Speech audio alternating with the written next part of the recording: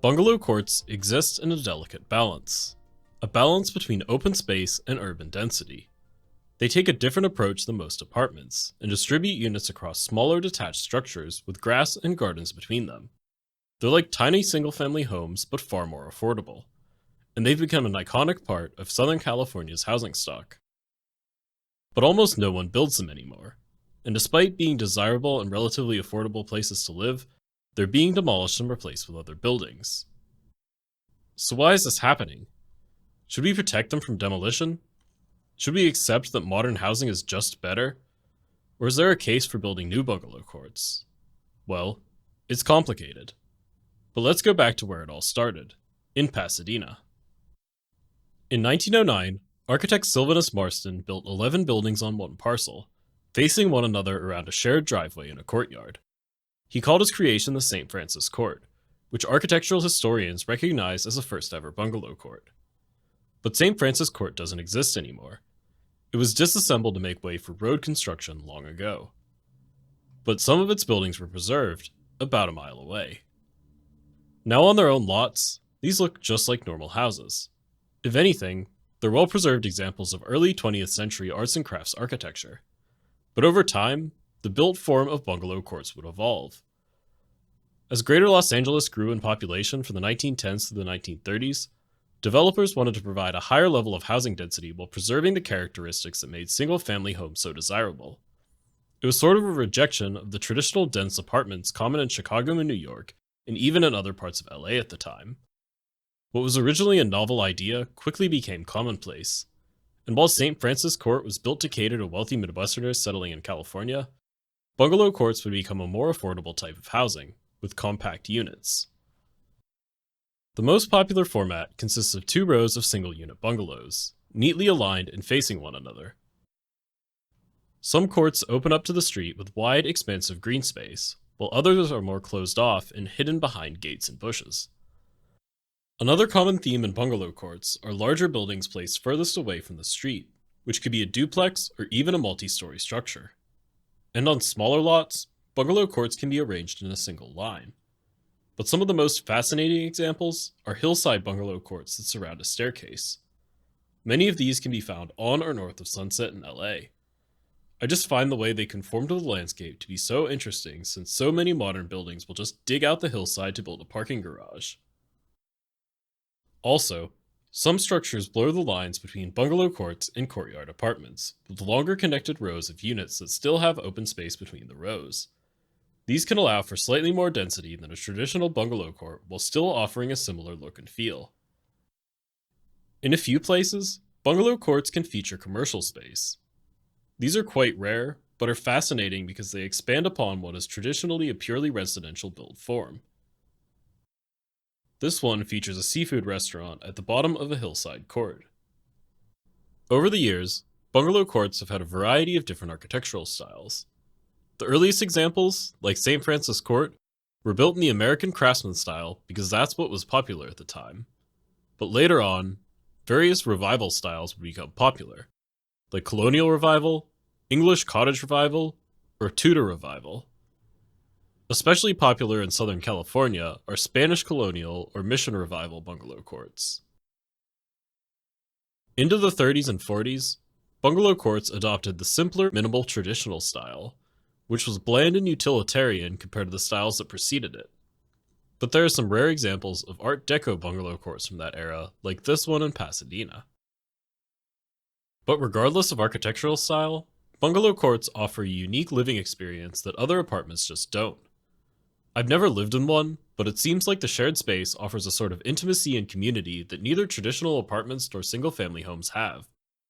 Instead of the outdoor space being a park like in some apartment buildings or a private yard like in single-family homes, bungalow courts have shared space that everyone must enter and exit to get to their units. In some neighborhoods, you can see families hanging out in the shared space and children playing together. Not to say that people don't do this in other housing typologies, but it's neat to see how bungalow courts facilitate this. But with all this in mind, why did bungalow courts fall out of style? Well, it was a variety of new regulations, one of which being parking mandates that LA and surrounding cities began to enforce in the 1930s. With the requirement to build one or a few parking spots per unit, it was easier to just build single-family homes. And by the next building boom of the 50s and the 60s, developers shifted to small apartment buildings with tuck-under parking called dingbats, which had a similar demise when parking requirements were further increased, forcing developers to build bigger buildings with larger garages. But outside the moving goalposts of parking requirements, cities started to use zoning to regulate density and prevent growth, which made it harder to build more than one unit per lot, whether that was an apartment building or a bungalow court. Today, bungalow courts are mostly a relic of the past, but it's fascinating how different cities within Southern California treat their legacy. Within the city limits of LA, a few bungalow courts are historically designated at the local, state, or even national level, but most of them are not. Some of them are being demolished in favor of denser, modern housing. In a city where much of the residential land is zoned for single-family dwellings only, multi-family parcels are valuable. This bungalow court, called the Steyer Staircase Bungalows, was determined to not be historic by the city, and will likely be demolished for a new apartment building. LA has about 350 bungalow courts left, and they will probably continue to disappear. But in Pasadena, bungalow courts are treated like an essential part of the city's history. Out of 142 in the city, about 60 have a historic designation, and many more are eligible for historic designation. They're all listed in the city's online database that shows you where they are. And lots of them have unique names which give them this sense of importance, like Cypress Court, Gartz Court, or Bowen Court. And even today, the legacy of bungalow courts influences Pasadena's urban form. As a tribute to the bungalow court, City Council passed a requirement that all new apartments outside downtown must be centered around a courtyard with landscaping. Pasadena also goes the extra mile to prevent their bungalow courts from being demolished. This is Wilson Court, and in 2018 it was moved 2 blocks to make way for a new research building at Caltech. It's been faithfully restored as student housing, and it's a great place to see a bungalow court up close. And one more interesting part about Pasadena's bungalow court lore is that Sylvanus Marston's St. Francis Court was not really the first bungalow court. According to urban designer Todd Gish, a public housing project built a year earlier in the El Sereno neighborhood of LA looked a lot like what we would call a bungalow court today. And perhaps it's really hard to say when the first bungalow court was built. After all, multiple small dwellings clustered together is nothing new or novel. There just came a time when architects started to define the style and market it as something special. And in a place like the US, where single-family housing is seen as the default, something different like a bungalow court is novel. So is there a future for bungalow courts? Well, at least in South LA, there clearly is. Here, an affordable housing developer called Restore Neighborhoods LA recently built one of the first true bungalow courts in over 70 years. It's called Bungalow Gardens and was only feasible because of extra incentives for affordable housing projects that allow more density and no parking.